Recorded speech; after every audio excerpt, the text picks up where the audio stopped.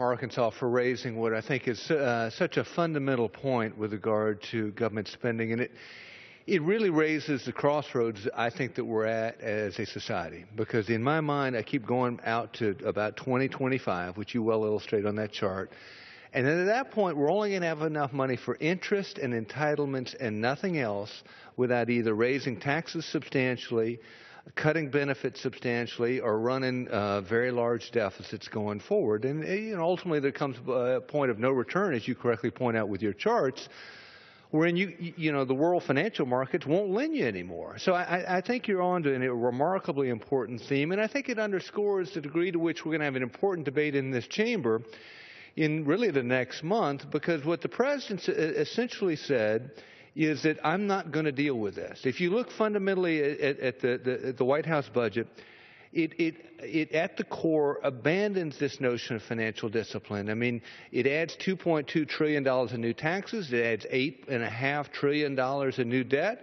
It goes from running structural $500 billion deficits to $1.1 trillion deficits with no end to deficits in sight. They continue to grow.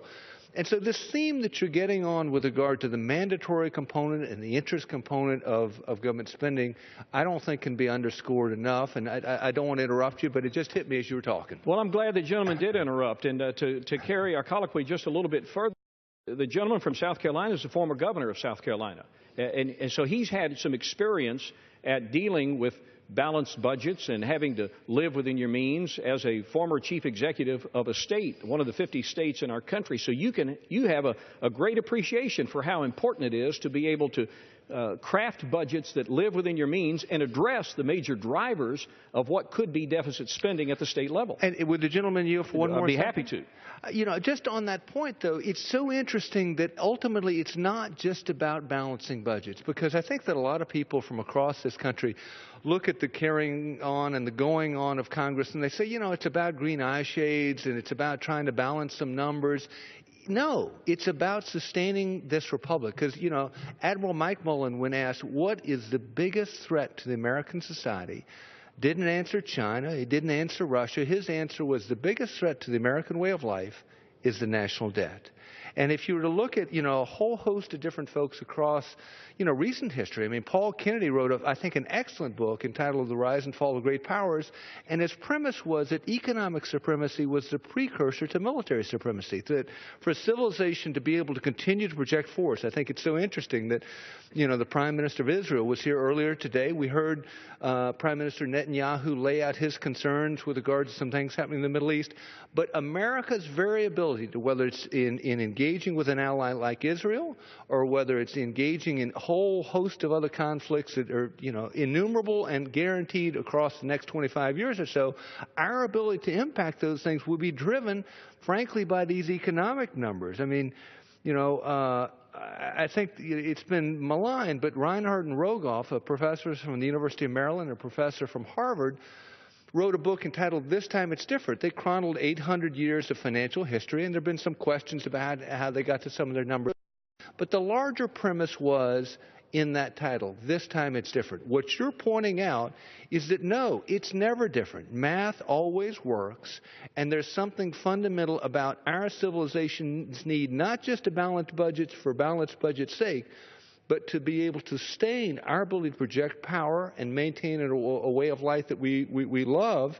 I think is underlying these very charts that you're showing. I thank the gentleman reclaiming my time. I just want to say before I go to my next chart that this isn't an option for us to allow this to continue on this path without the interaction of this Congress and solutions offered by this Congress, many of which are going to be big deals, because when you get this far along in the problem, the solutions to the problem get much larger, going to require a lot more political courage. But we have to address it, because if we don't, in just a few years beyond the 18 time frame that this chart shows, there will be no money left for the items that you see in green and blue. And let me hasten to remind you that the items in blue is national defense. And I know I'm running. Could the gentleman yield for one more second? I will. it just on that point, I love keeping strange jotted notes in my office. Again, the number that you're getting at, because you're now touching on national defense. You know, Habsburg Spain defaulted on all or part of its debt 14 times between 1557 and 1696. Pre-revolutionary France saw 62% of its royal revenue go into interest payments alone. Britain, between World War I and World War II, saw interest payments climb to 44% of the British budget. In the Ottoman Empire, interest payments and amortization rose from 15% of the 1860 to 50% in 1875.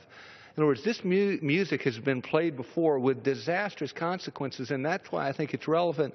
You know, Keynes was actually quoted. He quoted Lenin, of all folks, and Lenin's quote was this: "There's no subtler, no surer means of overturning the existing basis of a society than to debauch the currency. The process engages all the hidden forces of economic law on the side of destruction and does it in a manner which not one man in a million is able to diagnose." What you're laying out with the chart that you so appropriately lay before the Congress is the very formula that Lenin himself was talking about in things that will challenge not only defense, but the way in which a government sustains itself. I appreciate the gentleman's perspective. Finally, Mr. Speaker, I want to show you this one. I was fortunate to get elected in 2010 by a significant majority of the people in the 3rd District of Arkansas. I consider that area of our state to be the most dynamic in all of our state.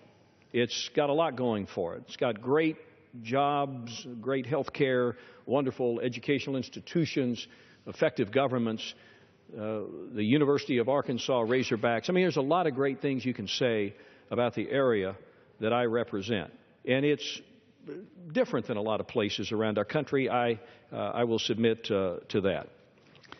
And while I made a promise to the people that elected me, the biggest promise that I made, the one that I hold closest to my heart, and the promise that drives all of the decisions that I make, particularly to my friends that have joined me here in the chamber today regarding budgets, deficits, debt, long-term spending, and those kinds of things, are the promises I made to these two young men right here.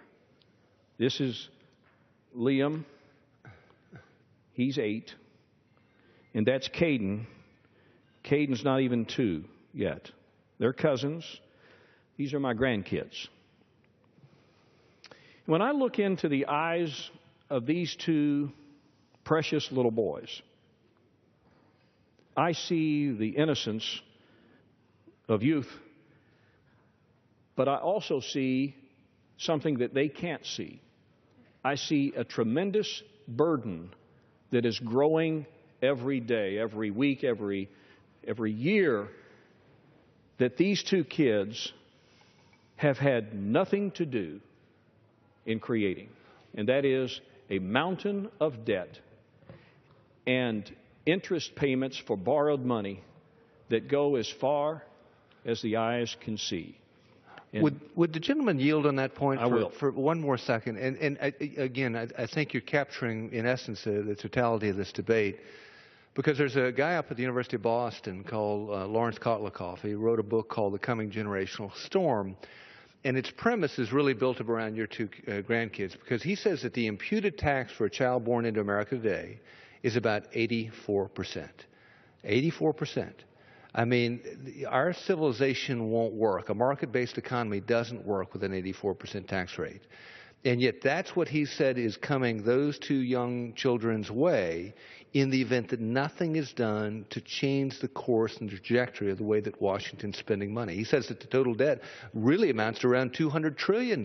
So it hit me as I was looking into your two grandchildren's eyes there in the photograph, and I'd yield back with that point.